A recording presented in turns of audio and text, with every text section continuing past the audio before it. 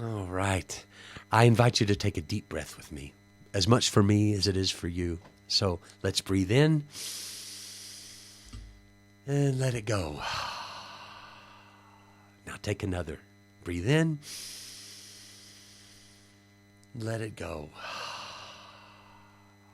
As you do that, imagine the breath coming not just into your lungs, but into every cell of your body. Feel that flow. This morning we're talking about the divine flow and how to reconnect with that.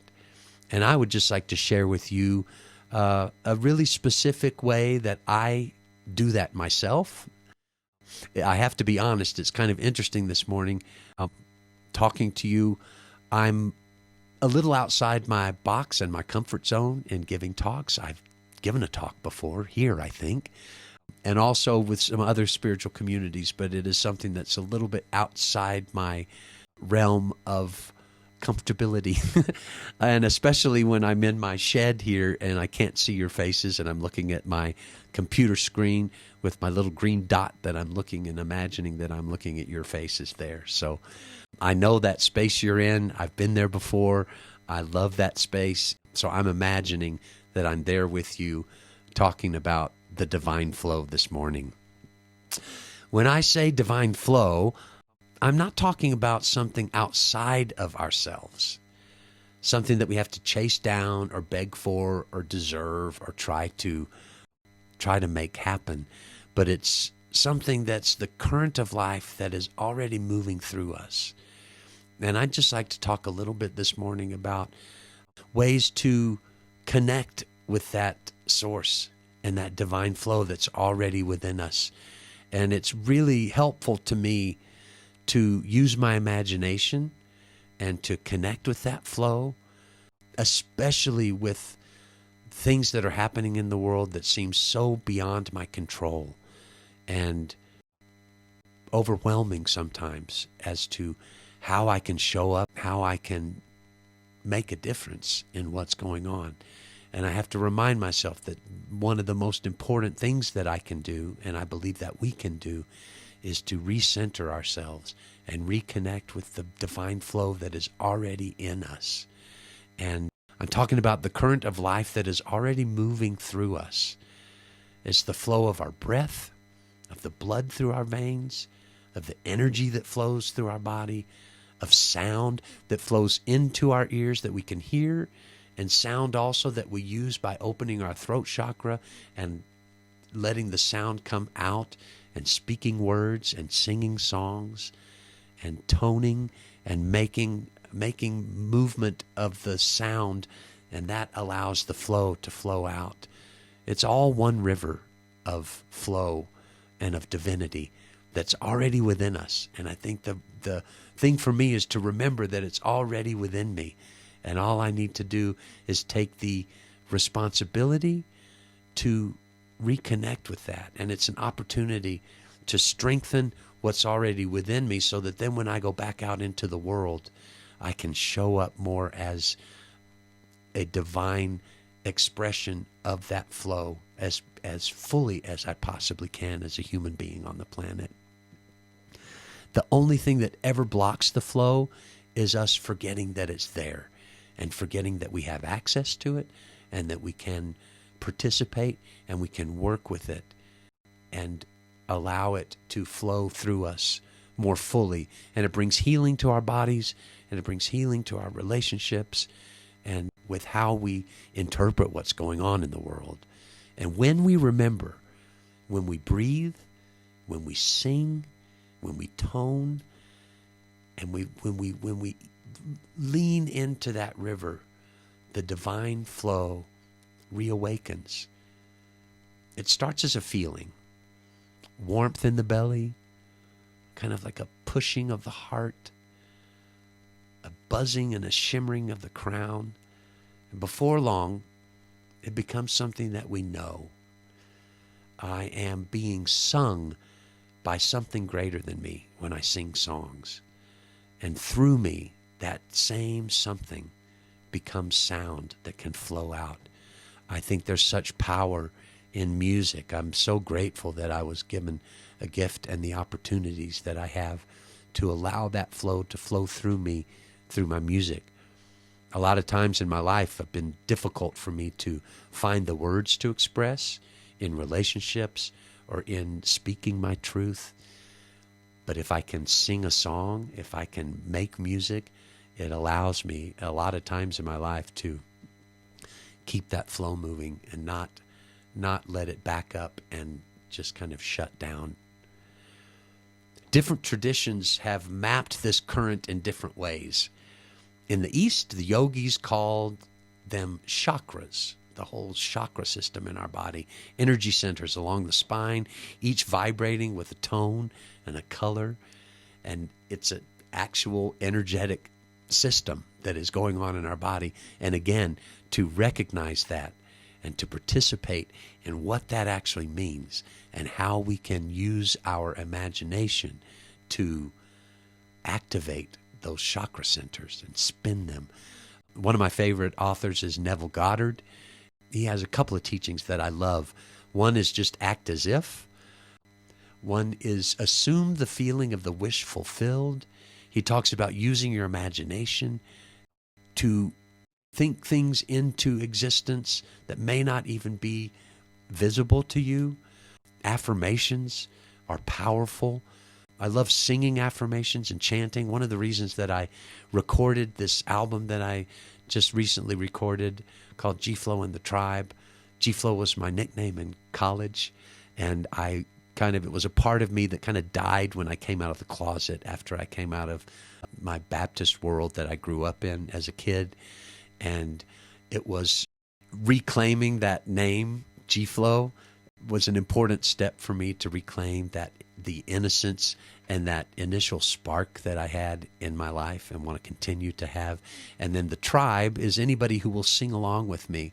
But my point in bringing that up is the affirmations that we chant in this CD, and I've been doing a song circle in Reno where we meet once a month and we chant together and create a vibration in that room.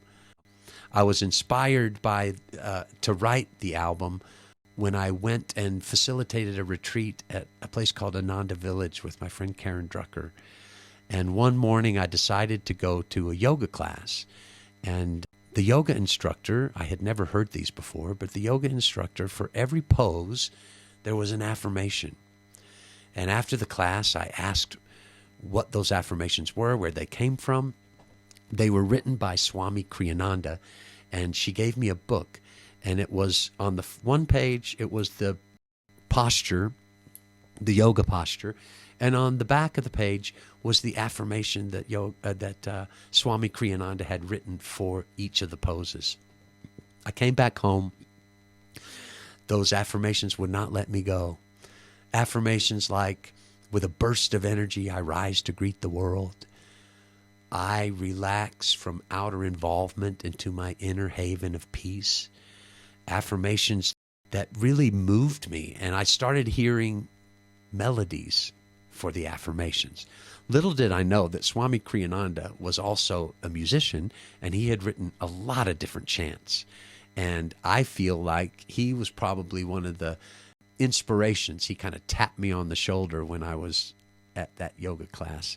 I was like, hey, be listening, because he wrote a lot of melodies, and he believed that melody was a way to raise our vibration into a higher consciousness. And so I started writing this music to these affirmations in the form of chants, and we started singing them in the song circle. And just in that practice, that's another way that I felt like the divine flow was flowing through me. I read recently somewhere where the original Trinity was not necessarily Father, Son, and Holy Spirit, but was thought, sound, and word. Thought, the sound, and the word. The thought of an affirmation. The sound of creating a sound through your throat chakra and allowing that sound to come out is just a sound without word. But then when you put words to it, then that kind of completes the trinity of that moment. I just love that idea of using affirmations to connect with and participate in this flow of energy. There's a thing called toning the chakras, and when we tone the chakras, we're tuning into this circuit. It's like tuning an instrument. You know, my keyboard doesn't necessarily need to be tuned, but a piano needs to be tuned, a guitar needs to be tuned. Our bodies are instruments, and they need to be tuned. And if we can use our imagination to think of, oh, wow, what if there really is a chakra system that is within the body that I can participate in, and that I can spin the chakras by my intention and my imagination? It's just like tuning the instrument, tuning your body. Each vowel in the toning of the chakras, we're going to do that in a moment. Each vowel opens a doorway. Each tone resonates in the body. When the current moves through us, through all 7 of the chakras, something really cool happens. We feel aligned and alive and fully present. And for me, this is a really cool way to, like that one affirmation, I relax from outer involvement into my inner haven of peace. It allows me to center in. And if I can use my imagination to tune up my body, tune up the flow that is that divine flow that is always flowing, why not participate with it? From a physiological point of view, these practices calm the nervous system. They balance the vagus nerve, synchronize both hemispheres of the brain. And from a spiritual and mystical viewpoint, they remind us that we're instruments of divine resonance. Our bodies, we are spirit that is having a physical experience. And the thing that animates us is divine mind, Christ consciousness, Buddha nature, infinite intelligence, whatever you want to call it. What that thing that animates us that is no longer there when our bodies, when we pass on and move to another field of energy, that essence, I believe, is the divine flow. And we have an opportunity, if we take it, to participate with that. It's no coincidence that every spiritual path uses sound, mantras, psalms, prayers, sacred symbols, chants like I wrote for the Song Circle and recorded. Sound is vibration, and vibration is creation. Genesis says, and God said, in the beginning was the Word, and the Word was with God, and the Word was God. It was the sound. The Vedas say, from the Word all worlds were born.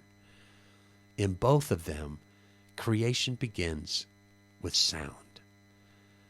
So I'd like to take us through just a little practice and exercise in toning the chakras. If you take this away from here this morning and can take it with you at any moment in your day, when you're doing your meditation or any time during the day, to just remember this toning exercise. I think it's a very valuable practice that we can make in participating and working with that divine flow that's already within us.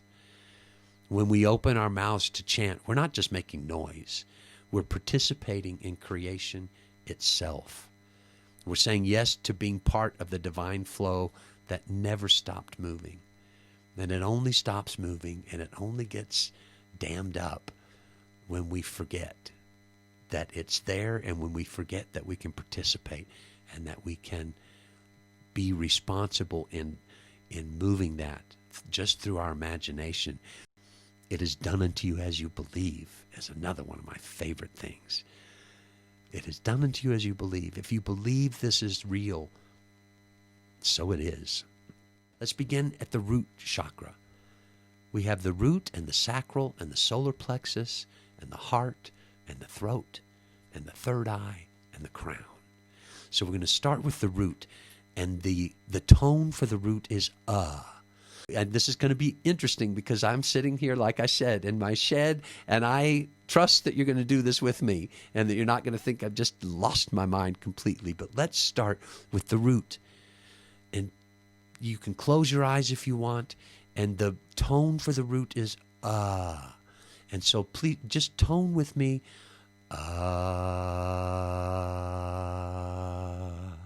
And believe that there's a vibration, and take your attention to your root chakra and tone one more time with me.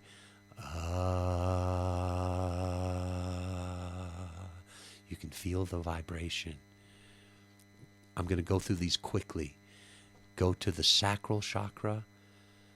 The sacral chakra is the creativity, is your creativity. And the tone for the sacral chakra is ooh. So we chant ooh. Imagine that it's spinning your sacral chakra, your creativity. Ooh. We move up to the solar plexus. Your solar plexus is where your power is.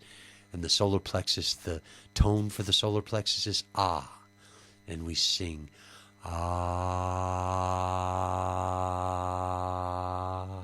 And imagine the power and the solar plexus spinning and just vibrating with energy. Solar plexus. Ah. We move to the heart. The heart is where love is. It's the center of all the chakra system. The tone for the heart is A. A.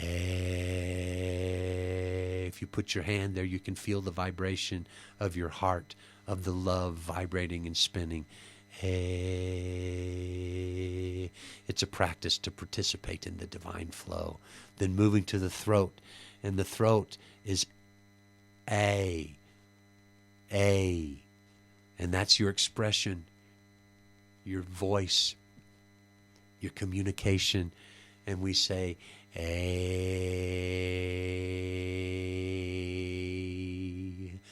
The throat chakra expression. We move to the third eye. Third eye is your vision. And the third eye, the tone is Om. So we sing Om. Third eye, vision, spinning your vision. And the crown chakra is E, and it's your divine connection. It's your connection to divinity. And we tone E. So a quick review. We go to the root chakra again. It's Ah. We go to the sacral chakra is Oo. We chant ooh. The solar plexus is ah. We sing ah. The heart is eh. It's love. We sing eh. The throat is your expression. We sing a. The third eye is Om. It's your vision. And we sing Om. And then the crown is E. It's your divine connection. E. It's a way to participate and to trust that as we tone through those different chakras, as we ascend, you imagine energy traveling up the spine, governing the channel that's going up. At the top of the head, it spills forward and down the front of the body. The conception channel. It completes the orbit, back down the front. The Taoists call it the microcosmic orbit, where it's a small heavenly circulation up the spine, and then like a waterfall comes back down the front of the body. We can't always control what happens around us, but we can choose how freely life moves through us. The divine flow asks us to soften our resistance and say, yes, this too is God. This is a way to work with that God energy that is within us. They say the kingdom of God is within you. Jesus said that. The kingdom of heaven is within you. And there's a power in taking that literally. And when we open to that, when we let the energy rise and fall, when we let the breath and sound circulate through us, we begin to live from the center, and we begin to live from that divine flow. We start responding instead of reacting, creating instead of controlling. And that's the real alchemy of this practice. It's transformation through surrender, where you can't necessarily see it. You can feel the vibration. You can't really prove it, I don't think, that it actually is happening, but it is done unto you as you believe. And I believe that with all my heart. You can think of the divine flow as a symphony. Each chakra, each tone, each note, each breath is a different instrument in the orchestra. When every part listens and adjusts, harmony is restored in the body, harmony in the spirit, connection with divinity. And here's what the beautiful part is. When you come into harmony, the world around you does too. You know, as we show up into the world, we get reflected back to us what we put out. And if we can tune and tone and tune our instruments, we become a tuning fork for peace, for love, for abundance, for compassion, for empathy. It's why our work isn't to find the divine flow, but to remember that we are it. We live in the divine flow. We stop fighting the current and start swimming in it, and we can begin to show up differently in the world. It's the same energy that makes a flower bloom, that makes the tides rise, makes a star burn. So today, may you remember that life is not something happening to you. It's something happening through you. When you open your voice, your heart, your breath, and let that energy move through you, you become the sound of the divine flow itself. And so it is.